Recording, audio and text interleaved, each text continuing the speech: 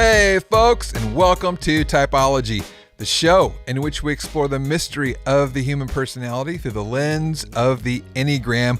My name is Anthony Skinner, producer of the show, and we are thrilled to have you here with us today. We got a super fun couple, Kim and Penn Holderness. They are the authors of the book, Everybody Fights, so why not get better at it? Kim says we fight a lot, like more than your average sitcom couple. And we want to help teach you how to turn your recurring fights into useful conversations that will help your relationships thrive. So we go into rules of engagement today and all the different things they've learned throughout their marriage. And of course, we do it through the lens of the Enneagram. Kim is a 1 and Penn is a 7. But this one's going to be helpful for all of you. You're really going to enjoy this conversation, and we have a hoot. So stick around and watch the show. That's it for me, Anthony Skinner. And without any further ado, let's get to the host of our show, Ian Cron.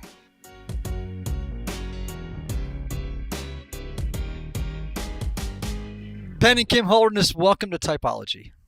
Thank you so much for having us. I'm so excited about your new book, Everybody Fights, so why not get better at it? It's a super title, man. Yeah. And I can't wait to jump into hearing about the relationship between an Enneagram 7, the enthusiast, and an Enneagram 1, so you think. Allegedly.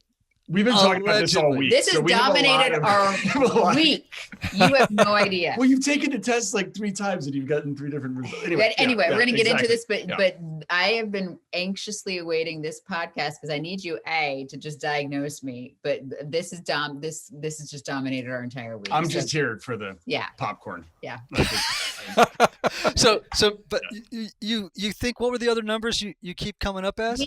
We took it first during like a marriage course thing we did. And I think I got like a 2 and with a 7 or something. And then I took it again. Aren't you a 4? Then I was a 4. Yeah. And when I announced that I was a 4, everybody in the room was like, oh, no, you're not. No, that's wrong. And then when it came back as a 1, and our producer, we've only started like shooting in person again, and everybody's in a mask. And so I said, a 1, a perfectionist.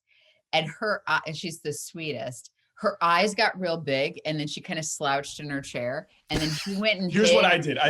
They were talking, and I was like, and he went and found some curtains, and he like hid behind the curtains. I'm like, I am not a perfectionist. And they all just started hiding. And I'm like, I've never heard that word or identified that with that word.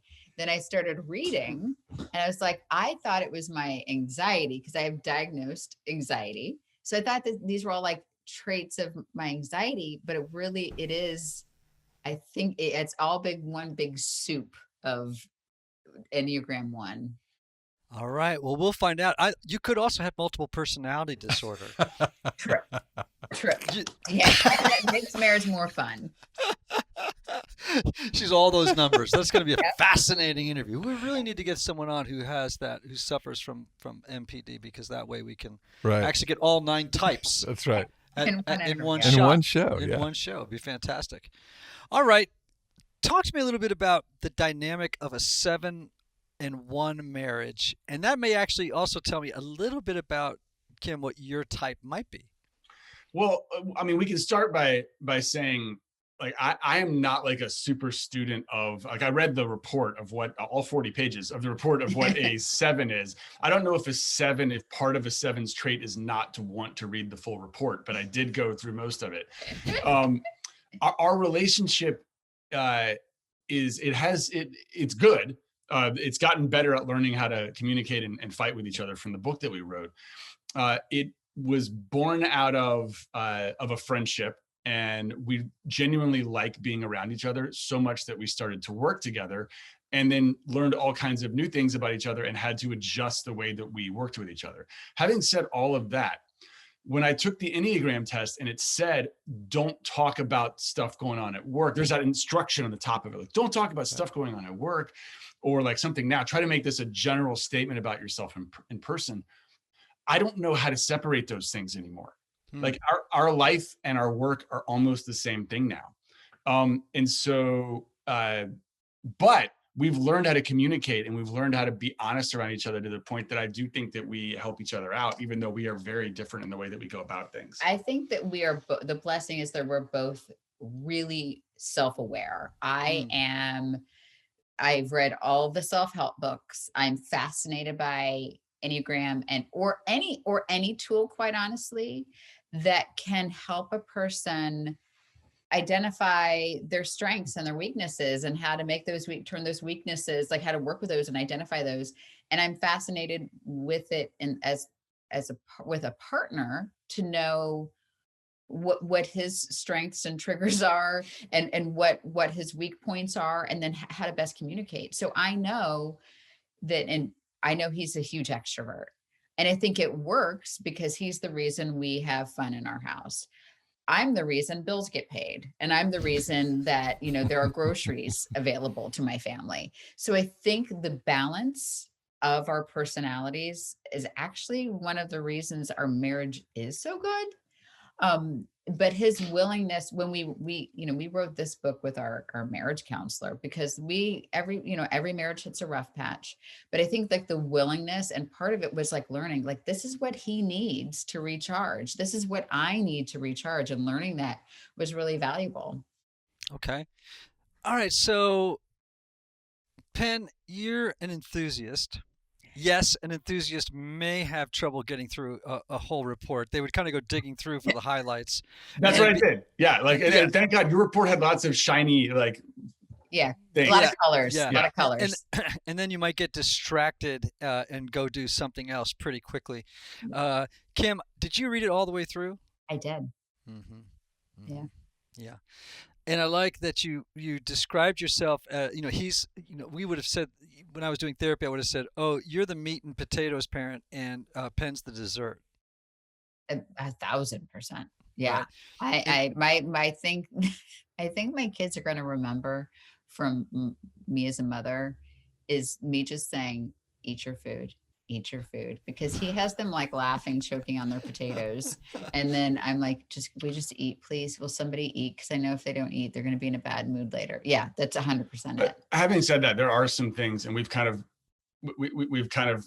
contracted out certain responsibilities, and like homework, which can be a bit of a bear. Like there's certain what do you things. Mean contracted out? I'm saying, like, I help her with the homework. Oh. Yeah. Like there's a contract between us. Like, Penn, right. You're going to do the homework. Yeah. Like I just can't handle that. And you have to be a little bit stern when that happens. I think there's that dynamic where if there's something one person simply just cannot do or doesn't want to do anymore, you've got to kind of step up and help out with them. Yeah. But on the balance, yeah, she keeps stuff going for sure.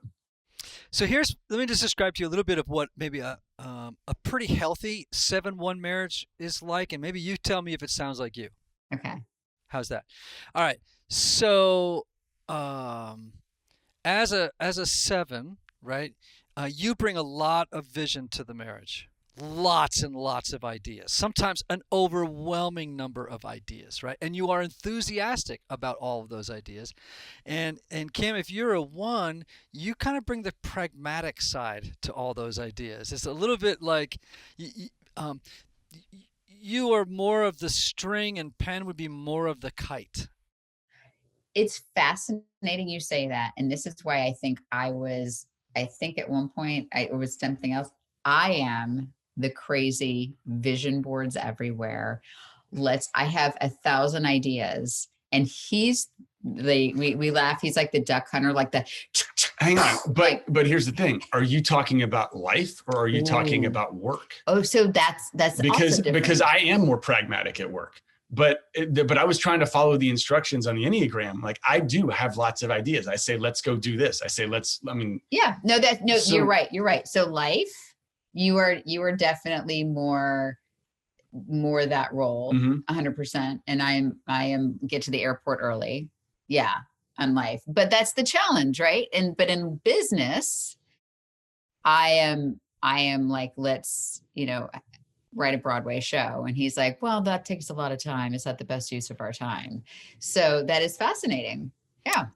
What's curious though, is that, when a 1 is healthy, they begin to act or appear to be a lot like a healthy 7.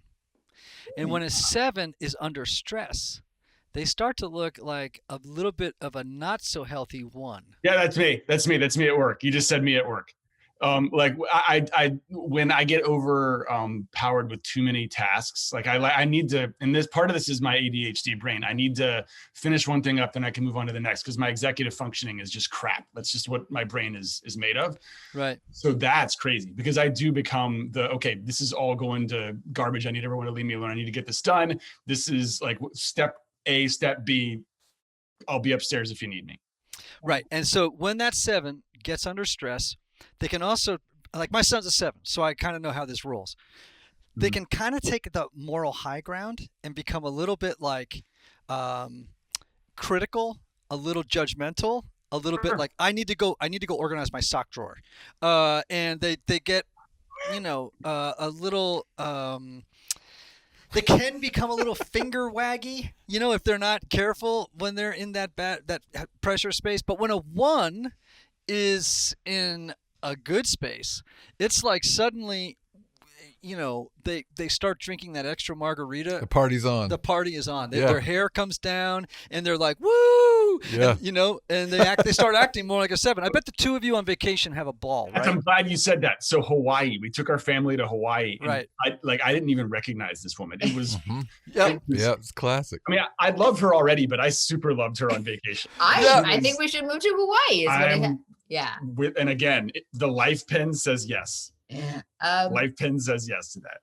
It is funny because it's fat, and this is you're the first person to ever point that out, that like I just assumed who I am in real life is who I am at work, but who I'm at work is different than who I am in real life. It's blurry because I'm sitting where my son usually plays video games, and this is where I work all day, and then like our job now is so super weird, and it's to make videos about our life, so there's this really blurry fuzzy line, and it's not just for us anymore, it's for everybody, right? Right, because we're all like all work and life is all one big like soup. So I think in work I'm more of a 7, but in real life I'm more of a 1. Yeah, so that's why it's so super blurry. Yeah, and I'm glad you said that. I mean, that's a great observation that I have not heard somebody mention, given the new reality that we're in. But the human personality is adaptive, right? It doesn't, it's never static. It's not like, oh, I'm a 1 in everything. It's like, right. And the other thing is with the Enneagram is you actually are all 9 numbers. I mean, you contain all 9 types. It's just that you're dominant in 1, right? So, that's why you see all those lines flying around. That's the fluidity, of the dynamism of the system, right? And that's what kind of makes it cool. Is it's like, oh, I see. So when I'm under stress, I act like this, and when I'm doing great, I act like that. And it's, that's like part of the juice of the thing that makes it really work in a great way, and why I like it as much as I do. All right, so Kim, let me ask you a question. Would you say that you have a pretty strong need to like perfect yourself, improve yourself, others, and the world pretty much a lot of the time? Maybe. I feel like if you're not watching this show on YouTube, you need to get on YouTube and watch it, because Penn's face is answering all the questions right now. Okay. Getting to you in a moment, Penn. Kim, continue.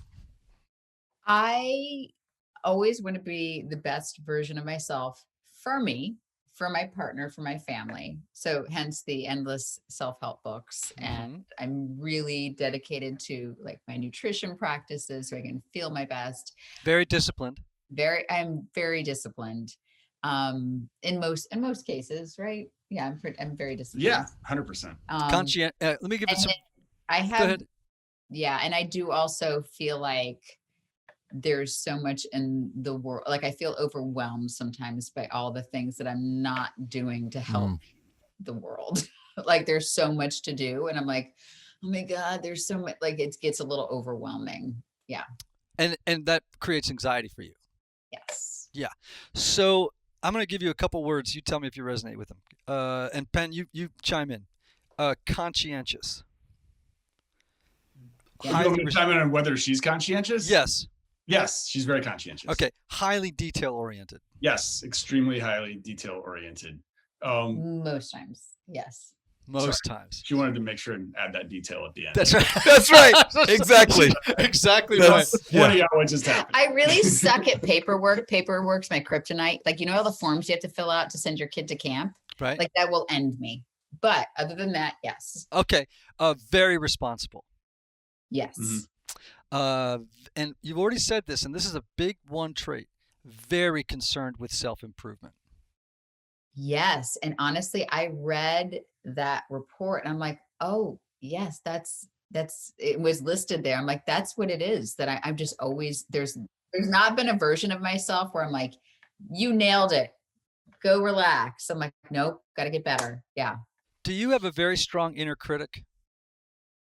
Yes. That's what I was going to say. She already hinted at that. Yeah. Can it be punishing? Aren't all of I didn't realize that people weren't mean to themselves inside their own head. That is so one. Yeah. More ones have said that to me. They're like, wait a minute, you don't have that inner critic? And I'm like, not for long stretches of time. I mean, maybe. You don't hate yourself all the time. No, I don't hate myself, No. but like my taste is like. So here's what happened as soon as she got the result that said perfectionist. She was like, what?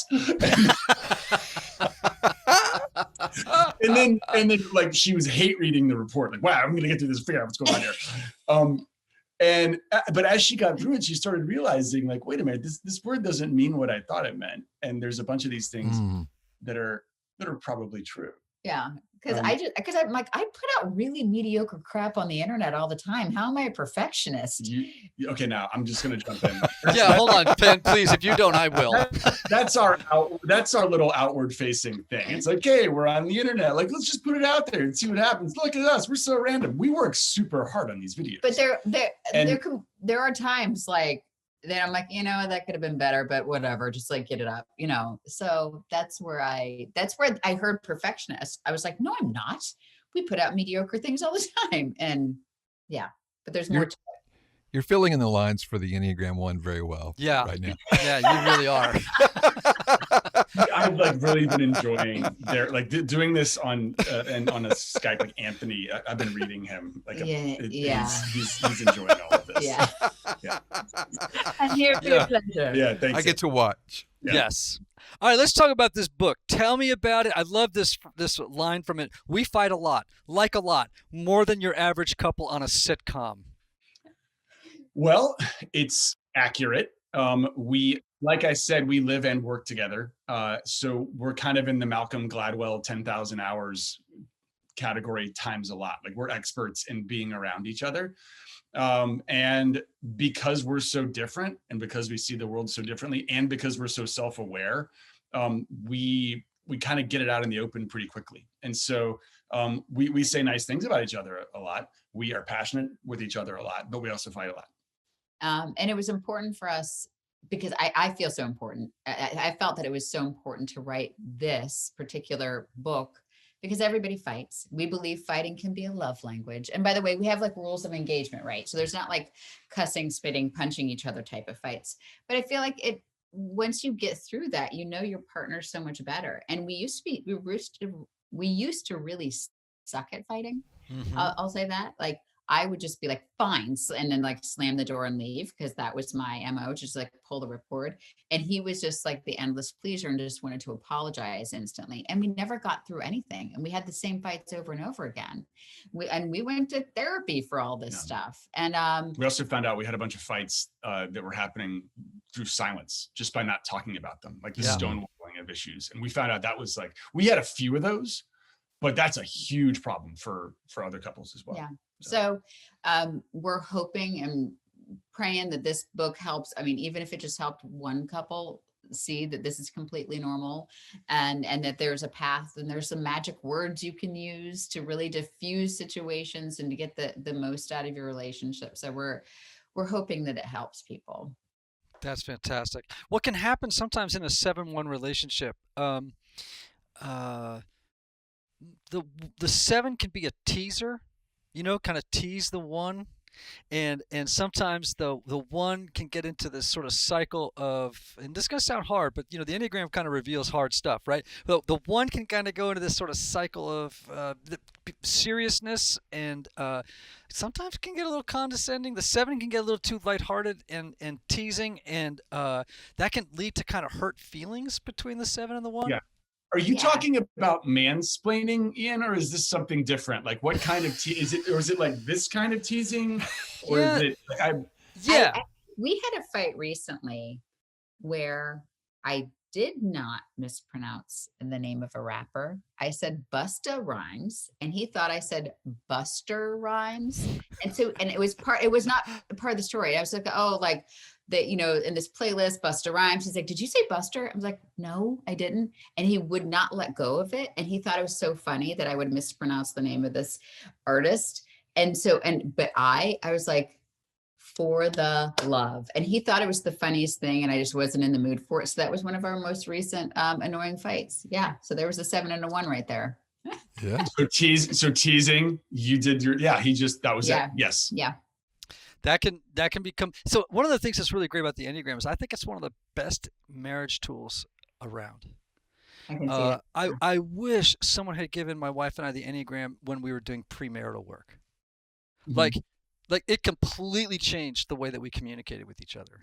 Completely. So but I feel like you almost need a guide to take you through it. That's one thing I will say about it. Like you've already explained a lot of things that we couldn't really figure out in the report just by, like, you take a test and then you see the results and then you have 1,000 follow-up questions, and you kind of need that to get there. Right? Yeah. Oh yeah. So thank God for you. Yeah. Well, I mean, like, for example, like another 1/7 thing would be, Kim, you spot a problem, you want to address it. And sometimes, Ben, if you're a typical 7, you don't generally like emotionally or psychological painful feelings for too long. Keep going. I'm tracking. I'm picking up what you're throwing down. Right. And so, Kim's going to come to you and go, we need to figure this out. And you're going to be, yeah, okay. And then it's like the jokes start coming. Reflecting with humor. Got it. Keep going. Right. Yep. Doing it right now. Yeah. You start making farts with your armpit while she's trying to say something she's nodding her head, right? I mean, so 7s typically, here's like the unconscious motivation of a 7. The 7 is a person who has a need to avoid emotionally and psychologically distressing feelings by constantly thinking about a future filled with fun and new escapades and adventures and naked skydiving and a new exotic restaurant. And boy, we could do this, and we could go to Hawaii. And when we go there with the kids, we're going to go parasailing without our, and on and on. Now, the 1 would be saying, yes, but remember, we have to watch our budget because we can't be spending all that money on the ski nautique for 7 days. For those of you not watching, Kim and Penn are nodding their heads. Yeah, but I don't want to say anything because this is better than a tarot card. This is really accurate. The meter's running, and it's 500 he's like, an hour. I'm a never nude. I would never do naked skydiving, but other than that, yes. Yeah, if anyone watches Arrested Development, I am a never nude. Anyway. So I'm just saying that the 7 is, well, actually the 7 looks very confident, but if you scratch the surface of a 7, there's actually a lot of anxiety underneath all that. And part of it is 7s do not want to stay in the present moment. They are always thinking about the future, always thinking about, always planning and thinking about the future. And in a way, you actually said it earlier, Penn, that they have monkey mind. It's this racing thoughts, and they're coming at 1,000,000 miles an hour. It's very hard. Like 7s are just like popcorn is going off, and streamers. It's like there's just a lot of fun around 7s. There. So I have a question about, because everything you're saying is right, but there's one little kind of difference. I do think all of this is true. Like I have some anxiety like beneath the surface.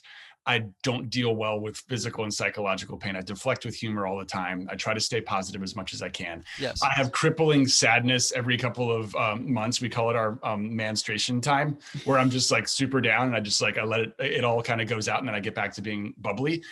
I think about the future all the time, but it's for me. I don't like saying it out loud. In fact, like when I talk to her about the future, and maybe you can diagnose me for this, I'm hoping for and wishing for and dreaming of in my head being president of the flipping United States or something, which used to be a glamorous thing. I don't know if it is anymore. But like that was okay. We'll talk about that later because that's not. No, I know I'm not going to do it. But like being the best version of myself and being awesome. But I don't like doing the 5-year plan. I don't like, where do you see yourself 5 years from now? It just, I think to me, I know you say you want to look in the future, but for me, I want to celebrate and enjoy and suck every bit of juice out of our current success so that we're not constantly looking toward the future. So does that take me off the 7 line? No, not necessarily. Everybody's different, right? And it might require more reflection on your part, because sometimes you get the Enneagram type and you're like, oh, I definitely am not like that. And then 3 weeks later, you're in the middle of doing something and you'll go, oh my gosh, there it is. Yeah. You know, it's like, because sometimes, remember, we're so close to ourselves, we can't see ourselves, you know, and it, once you sort of begin to develop that constant, not habit, but discipline of doing self-observation, then you begin to see things that, you know, might be part of your type that you initially didn't identify with, right? Like, so what you were just describing is pretty 7-ish, right? You were, 7s don't like 5-year plans because they like options. They like escape plans. They always, well, then yeah. Right? It's always like, well, if I commit to that, I'm locked in. What if something else comes up that I want to do and it's not part of the plan? Like, or I think his big thing is, if in business, trying to make even a 1-year goal. We had like a 1-year goal meeting. He didn't want to do that because he's like, well, what if we don't get there? I'll be disappointed. Whereas I'm like, here it is. Disappointment is the worst form of psychological pain I can possibly describe. But it is the worst. But if we don't, if we set our goal here and we get here, I'm like, cool, okay, we got real close. I want to set my goal here and like go away and celebrate. Yeah. Right. Lower standards. Yeah. Right. So the thing with 7s is they're all about anticipation.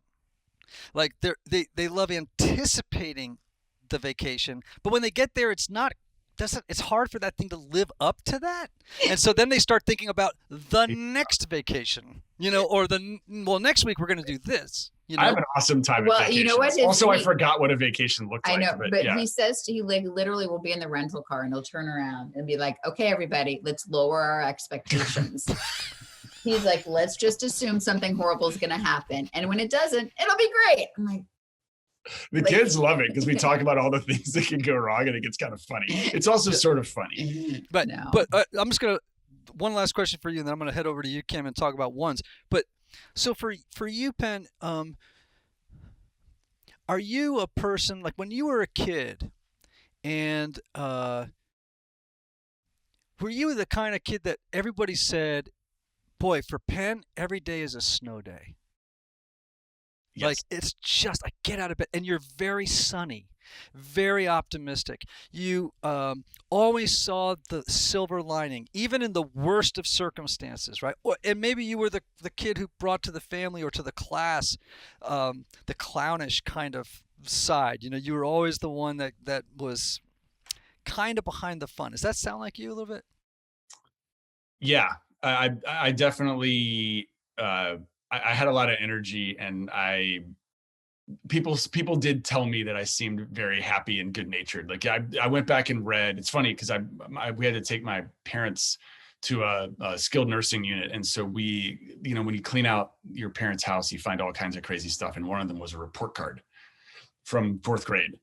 And you don't remember what you were like in 4th grade, right? Like that's a bit holy. Well, I went to Catholic school, so I blocked all that out. Right, exactly. Trauma-based material right there. But the words like energy, enthusiasm, and positivity were all over the report card. And that was great to see and to hear because I wasn't feeling energetic or positive when I was cleaning out the house. And it was like a reminder that, oh yeah, that guy's in there somewhere. Kim, does Penn do what we call reframing, which is if something bad happens, he can suddenly just turn it on its head and make it a positive? Yes, I will say that. So he brought up his parents. So we'll share, like both of his parents have Alzheimer's dementia. So that's a mind thing that happens to a child to have, and he's in his 40s, so he's relatively young to have parents going through this. So yesterday was the first time in a year that we've seen them. So we were able to do an outdoor visit for the first time in a year, and they've declined a lot over the past year, and neither one of them are verbal. And we were sitting there, and it was really hard, and we're walking to the car. And he's like, okay, well, we got to go pick up the kids, and we got to go. It's fine. It is what it is. It's fine. Okay, what are we going to get for dinner? Like then we also had a plan that we're going to bring our guitar next time. Yeah, and he's like, next time we'll make it about music because they can sing, because you can sing and not speak. He's like, we're going to sing next time, and it'll be great. It'll be fun, lots of fun. And it was like, and then we were done. And so he not only reframed it as something like next time it's going to be fun, but then like could move on. And whereas I was needing to like sit in the moment and to hold hands and really just like feel it. He was like, he does not feel value in feeling sad. He doesn't find value in that. Right. So, and that's a very 7 feature. Yeah. So, Penn, just now when Kim was talking, you went from sort of an animated face to a sad face, which is understandable given the topic. I mean, I understand that. But what's that like for you when you go there? It's not comfortable.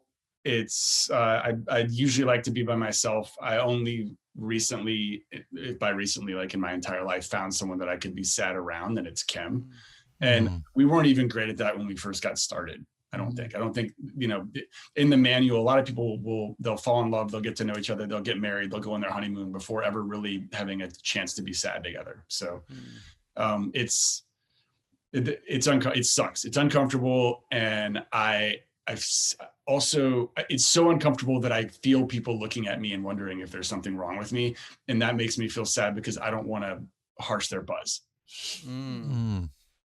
Well, I appreciate your vulnerability on that, because I think that's a struggle for lots of 7s, is this sort of experience of, boy, people have these expectations of me to be the caffeinated person at the party, and to be the guy who has champagne running through his veins. And there's this kind of feeling like, oh, I've sort of lost touch with my identity here if I have to go to this other place. And 7s, unlike other types, tend to worry in a way that if I go into this sad place, will I ever come out? Like, that spooks me. If I really start to cry, will I ever stop? With this, and they hate feelings like stuck.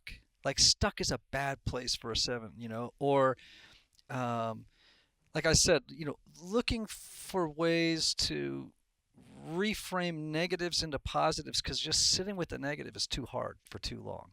Right. So like I'll oftentimes say to a couple who has a 7 in the mix, I'll say, all right, if you need to have a hard conversation with a 7, put an egg timer on for 15 minutes.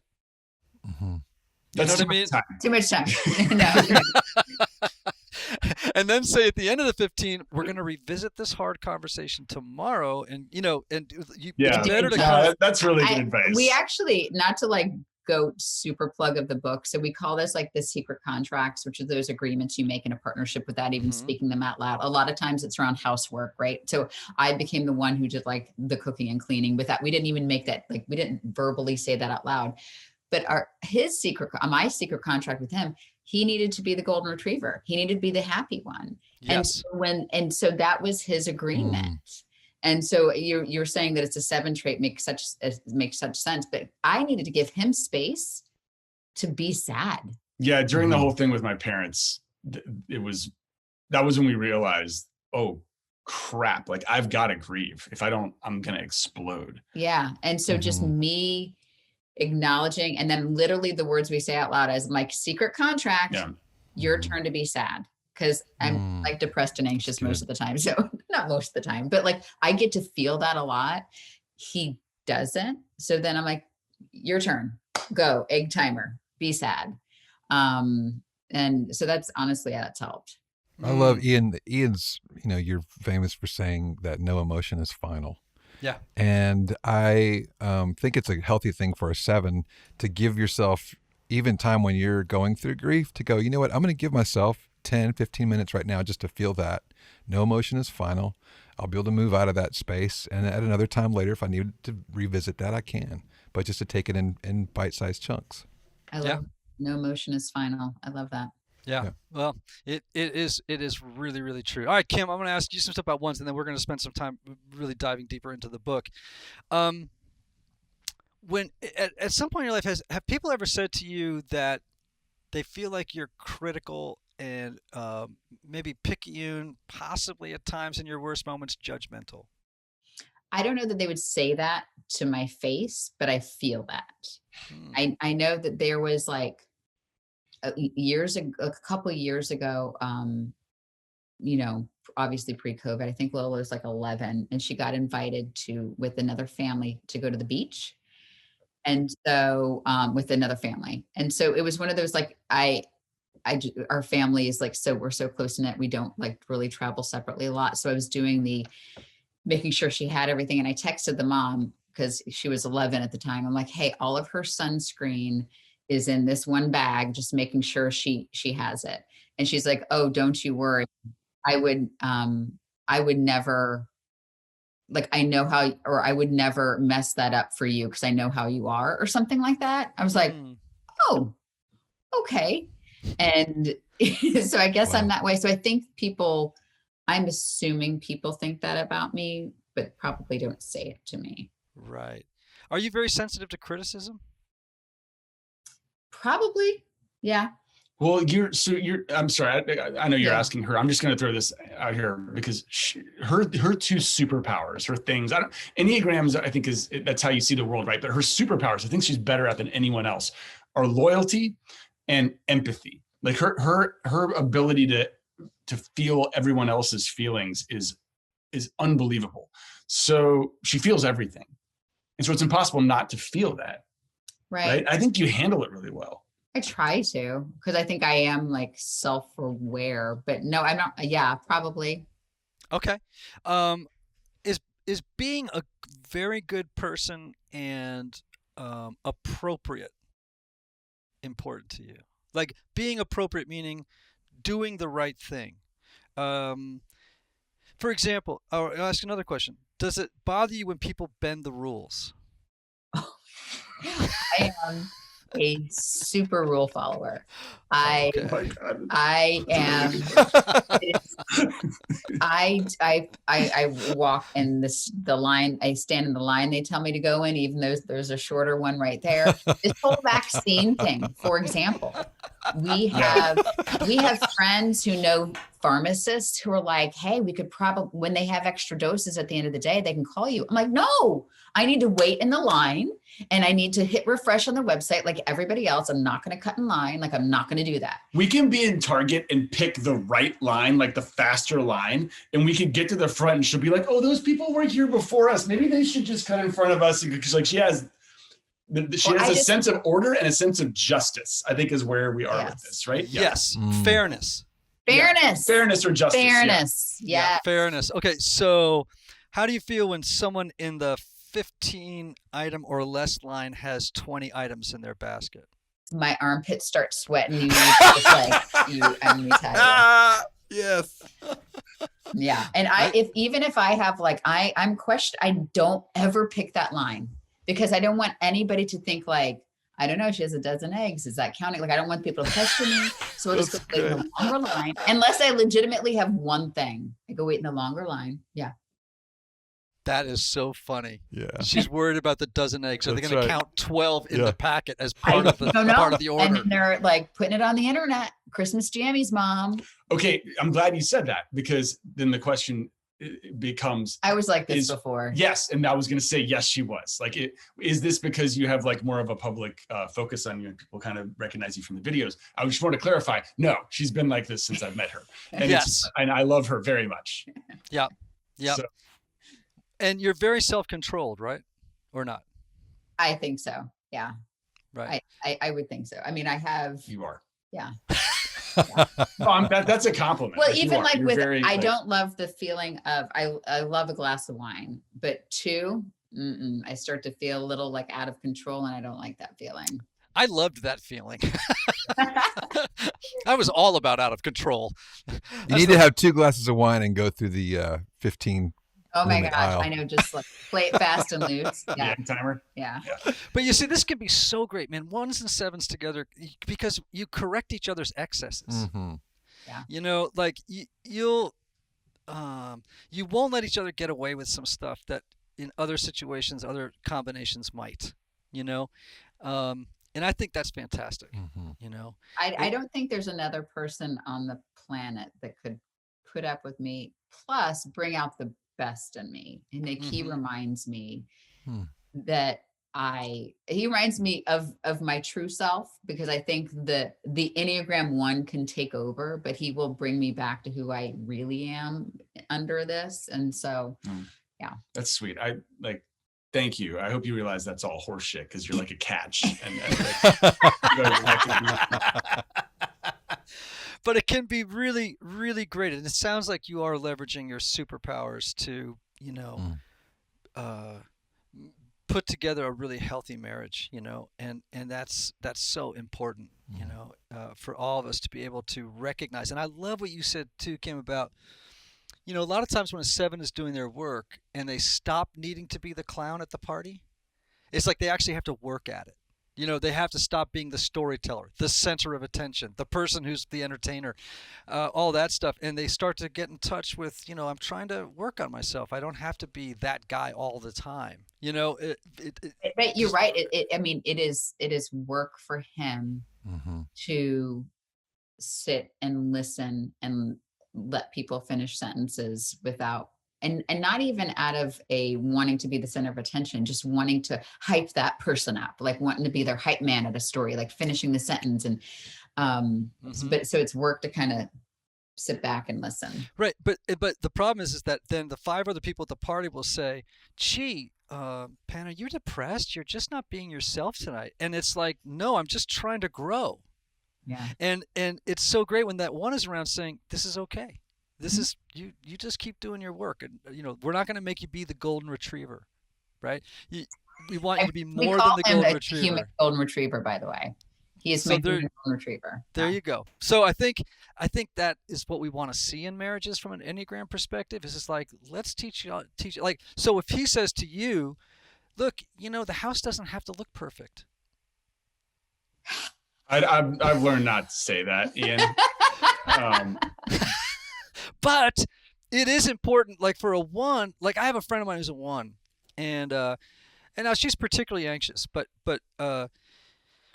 she says to me, like, when I do make dinner, right? It's hard for me to sit down and eat dinner before I've actually cleaned the pans that I made the dinner in, right? And I'm like, wow. And she says, and it's a lot because of anxiety. Like, I just feel anxious as long as they're there. And if you have a 7 around who's like, leave them till tomorrow. We'll get to them tomorrow. It's good for the 1 to practice that discipline. Well, you also just, like, not to go back to the book, but you just said a couple of magic words of communication when you're talking to people. Instead of saying, we really should start eating dinner now, or I'm hungry, I want to eat dinner. You said, I feel this way when I'm trying to clean this up, instead of you should. And both people said their feelings, and both people were validated by it. And so it worked out that way. I mean, that's the only way that we survive, is by like letting each other know what we're feeling at the time. Well, I clean as I cook, and then I sit down, and he even said, like, he went to go play tennis last night. He's like, leave some dishes for me. I'm not going to leave dishes for him. He's like, I'll do it when I get back. But I usually do the dishes. But he does help out with that. But it's, it's a work in progress. All right, let's jump into this really great book. Everybody fights, so why not get better at it? Tell me again, what motivated you to write this book? We fought, and we weren't, the fights weren't making us any better. The fights were and they were cycling. They were the same fights over and over again that we found ourselves getting in. And we went to counseling, and it was a guy who also happened to be our pastor at our church, who like specializes in marriage workshops. And he started giving us some tips and tools, just like a little taste. And then we liked it. We wanted more. And then we realized, oh my gosh, we could have a great freaking marriage. And if we could, it would be kind of cool to tell people about it. And then we realized that the center of all of it were these fights where instead of, being caught in the same cycle, you could grow and learn about each other's vulnerabilities and what's important to them. And that was kind of when we got started. Yeah. And listen, we have this like weird platform, right? And it's a lot of jazz hands and song and dance. So this may be a little unexpected, right? This isn't the song and dance that we're normally, that we normally do. So I have no idea what the response to this book is going to be, but I wouldn't want to write a book of like, who cares about like where we like our backstory and blah, blah, blah and happy ending. No, like when people see our videos, we do look very happy because we are happy, but this is how we got there. Yeah. We worked on it. And the way that my brain works is if I have something great, whether it's like a water bottle or something, I want to tell you about it because I want to help you. So, yes. This worked. And when people, even we posted something today, like, oh, you guys are like hashtag couple goals. No, we're not. Mm-mm. No, we're not. But we do the work. And as a child of divorce, it was important for me that I wasn't even going to start a partnership without a strong foundation. And then once we hit a rough spot, I certainly wasn't going to hit the highway. Like we weren't going to go there. So I felt like, Penn uses this analogy in the book, like your car, you take it for an oil change and you get the tires rotated and you do all this maintenance on a stupid car. But rarely do people do that sort of work on their marriage. Like they're not putting in that just maintenance work. So is this a book for people that have been, torn apart by infidelity? Probably not. This is a book for the 50% of the marriages that are going to stay together, right? Because 50%-ish stay together. But are those 50% like really great and dynamic and happy? Probably not. We weren't, but now we really are, I can say honestly. So that's why we wanted to write it. That's fantastic. It sounds like what you're doing is there are some books that are designed to take people from low functioning to functioning, right? It's a rescue book. Yeah. And then there are other books that are like, I want to take you from functioning to high functioning. Right. And that sounds like what you're trying to do in this book. We 100%. researched marriage books, and they're all like it's a guy staring out a window, And like a drug rehab ad. Yeah, and it's called like The Final Straw or something, and we're like, oh God, so how are we going to differentiate ourselves from them? Because I think there's a stigma when it comes to relationship books that's where you have to be. You have to be on the brink of disaster. No. So like from the cover of the book to any of the interviews that we're doing, we're trying to show people that this is not that. It's fun. You'll laugh when you read it. You'll probably say, oh, that's me. I mean, there is plenty of substance because we did a fair amount of research and we did keep the important stuff in there, but you're 100% right. We want this to go functioning to high functioning. In fact, I'm totally stealing that for our next interview. Future interviews, we're going to go functioning to high functioning. No, I'm serious. That's a really good, succinct way to say that. So thank you. We're going to. You're welcome. Bill is on the way. No problem. Thank you. Send it All in. right. You've got this book that I think is going to be very, very helpful to lots of people. But I want to know, is this your first book, by the way? Oh, yeah. Oh, okay. Great adventure ahead. So here's one of the things I learned in writing books. People go into Barnes & Noble and they take a book off the shelf. And the unconscious question they're all asking is, what's in it for me? Like, what am I going to learn if I read this? Right? So I'm your consumer. What am I going to learn if I read this book? If I have 20 seconds to answer it, you're going to learn some simple magic words that you can say in a fight that will get it pointed in the right direction so that you can learn more about your partner and you can grow together with them. Give me the 5 magic words, just fast. I don't know if they're 5, but there are many. There are a bunch. I hear you. Instead of you should, saying I feel. So what I hear you saying is. Yeah. Okay. Instead of saying I always, you should say I feel. I mean, the biggest one is tell me more. Tell me more. And that has been working great with our kids. And so, by the way, a lot of these, we kind of like have helpful hints. And really, what I wanted was scripts, basically, of what I can say. And when I went to Christopher, and we used him in the book, like our marriage coach in the book. I'm like, just tell me exactly what to say to get out That's of this. very one-ish what you're just saying right there. Just tell me exactly tell what me to exactly say. what Give to me do. a Thank God she did that, because like I think that's the best part of the book. And so there are scripts and sentences of how to, not to get out of a fight, but how to like advance it. One of them is that sucks. That sucks. But not like that sucks, but like, oh man, I understand. that sucks. I understand. That must be really hard. Yeah, that's another good one. And so instead of Penn was always trying to fix it and fix me, but now he gets to like, I hear you. That sounds really hard. And that goes a long way. I used to always say like, you should do this because I want to fix it. And no. Should is a big word for once. I'm trying to take it out of my vocabulary. It is. Yeah. Should, ought, and must are big words for once. Yeah. And that is part of their journey, is learning to not should on themselves or others. She's been shitting all over herself. I've been shitting all over. She's been full of should for a long time. Mean, but like the kids. I mean, we need to have a whole separate session on. That's bullshit. Do this all day. Yeah.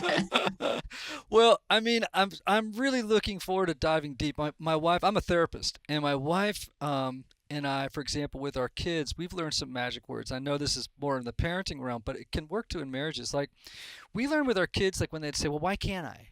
And we go, because we're not comfortable with it. So the whole idea of just saying, I'm not comfortable. Because sometimes you don't need to defend anything. You don't need to litigate anything. It's just, I'm not comfortable. Yeah. And it's yeah, that's in line with like a subjective feeling, which is you can't argue a subjective feeling. It's what you're feeling. And if you're not feeling comfortable with it, that's genius. Speaking of which, hey, Penn Charles, I'm not comfortable with you standing there during our interview. I'm actually comfortable. Come in and say hello. You're fine. But I do like the fact that you have a golden retriever back there somewhere. I think I saw a golden retriever. There is a golden retriever back there. That's yes. What I was. Oh, you want to see Sunny? Oh, yeah. Okay, go back and pet Sunny. You're good. All right. Guys, this wonderful book, Everybody Fights, so why not get better at it? It's out March 30th. It's on W Publishing Group. People can get it on Amazon. They can go to their favorite bookseller, wherever fine books are sold. And fine books are sold. And I would encourage people to buy it and read it, because I want you to keep in mind, if you're an Enneagram fan, I want you to read it like through the lens of the Enneagram, and just keep in mind that Penn is a 7, Kim is a 1, and see if you're seeing the dynamic of a healthy 7-1 combination happening. And you know what? I would say to you two, if you haven't read my book, The Road Back to You, or any other kind of Enneagram books, here's what I want you to do. I want you to read The Road Back to You. I know you have tons of time. And then I want to have you back on. Okay. I'm ordering it right now. We both have to read it, right? I feel like that's because you're going to read it. My reading is listen to it or something like that. Is it on Audible? It is on Audible, yeah. but they can do that. I can do that. I will read it. He will listen. And the reason is, I think it's going to be a lot of aha moments for you.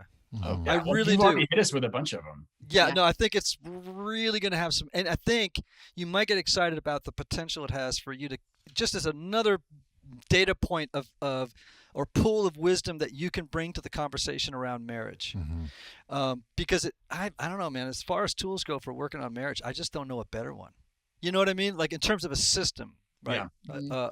I'm fascinated with any tool, any typing, any tool that can that help us be better at being married, at marriaging, and at parenting. Hi. Well, everybody, listen, how else do tell people where they get in touch with you on YouTube and Instagram and all those type of places? Yeah, so our website is theholdernessfamily.com. On Facebook, we're the Holderness Family. On Twitter, we're the Holderness Family. Actually, not on Twitter, but anyway. What are we on Twitter? We're not really big on Twitter. Instagram, and it, as Penn likes to say, it's wilderness, but with a hoe. Yeah, so that's how you spell it. That's how you spell it. So find us. That's hilarious. So that's how you. We got to end on that, man. Yeah. Cut. Thank you, Holderness. This is Thank you, Wilderness guys. with a hoe. For teaching this. That was so much fun. Yes. Oh, it was our pleasure. And listen, all of you folks, part of our Typology tribe, remember, be yourself. Everybody else is already taken. Until next time.